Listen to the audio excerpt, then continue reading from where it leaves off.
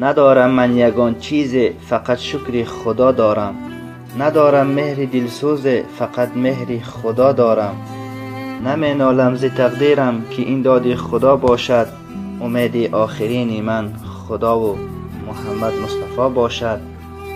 ای انسان از تاریکی شب می ترسی، اما از تاریکی قبر چرا نه؟ در جنت می خواهی داخل شوی، اما در مسجد چرا نه؟ رشوه و پاره دادن می توانی، اما به یک غریب غذا چرا نه؟ کتاب های گوناگون را خوانده می توانی، اما قرآن پاک را چرا نه؟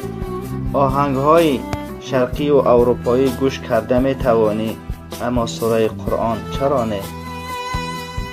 برای کامیاب شدن امتحان های دنیویت تمام شب بیدار میمانی، اما برای امتحان آخرت چرا نه؟